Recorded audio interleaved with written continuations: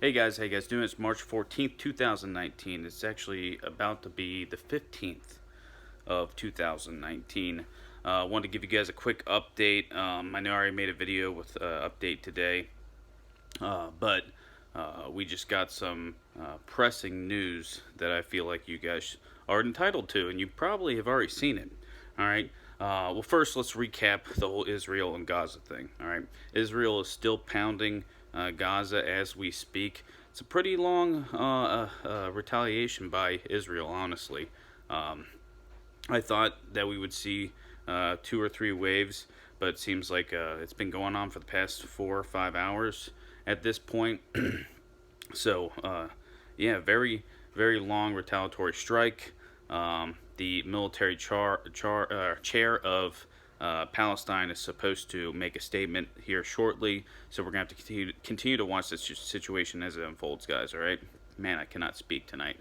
Um, Now, the pressing matter.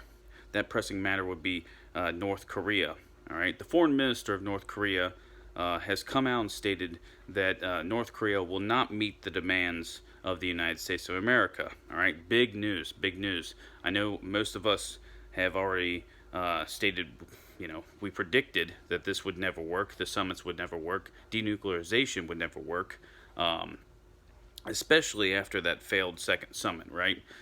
So this is something that may not be huge news to people, but it is something that I feel like you guys should know. I mean, it's the foreign minister of North Korea stating that they're not going to meet the demands of denuclearization or the demands of the United States of America. Now, we're also being told that Kim Jong un is going to make a statement regarding all this. And most likely, that statement is going to be that negotiations are done.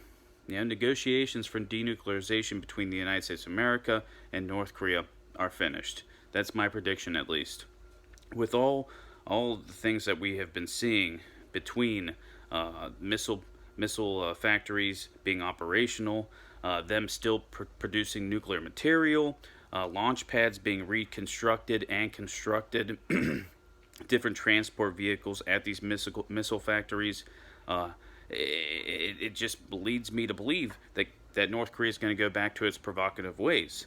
And as I've stated for months now, ever since my channel first started, we have a couple options, and that's literally a couple. We have two options here.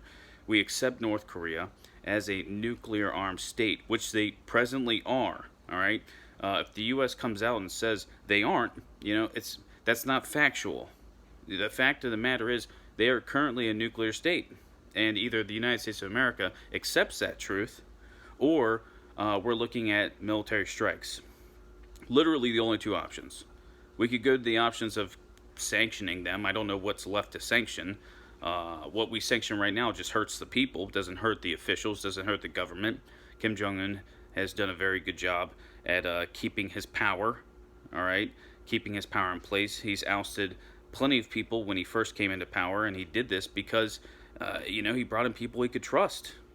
It was a power move, you know. Sanctions, further sanctions on whatever they sanction, are not going to work.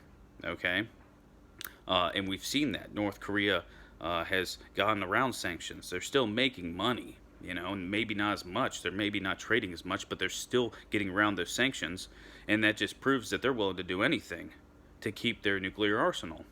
All right, it's the foundation of their whole entire dictatorship. Okay, um, so we're going to hear from Kim Jong Un here shortly. He's going to make a statement. My prediction is negotiations are dead, and at that point, I think in the next 30 days we see another missile test, perhaps even sooner. And even if we don't see a provocation like that, I mean, we're dead in the water here. You know. Now, do I believe that the Trump administration has the nerve or the gumption to launch a military strike against North Korea? Presently, I do not. Which leaves one option, and that's accepting North Korea as a nuclear armed state. I mean, anything's possible, but I believe history will show that this is a blunder by this administration, and I don't know what goes on in Trump's head. And I always try to give people the benefit of the doubt. I'm not a big truster in politicians or the government, but I try to give people their just due, right? And I want to believe that President Trump went into these negotiations because he wanted to try something different. You know, he saw that we were headed down this path with North Korea that was going to get ugly, and he wanted to try at least something, even if it was a move that would also help him politically if he achieved it. You know, I want to believe that he wanted to do some good here, but history is probably going to show this as a blunder by the administration. You know, at this point, we can only continue to watch North Korea. We can only continue to wait for the statement from Kim Jong Un. It's a very serious situation, as I've always said. A lot of miscalculation. North Korea they're insane. You know, they're unpredictable. You got to give them that. You do. So we're going to continue to watch the situation, guys. All right, grab a beer, say a few prayers, and as always, keep your eyes to the skies. God bless.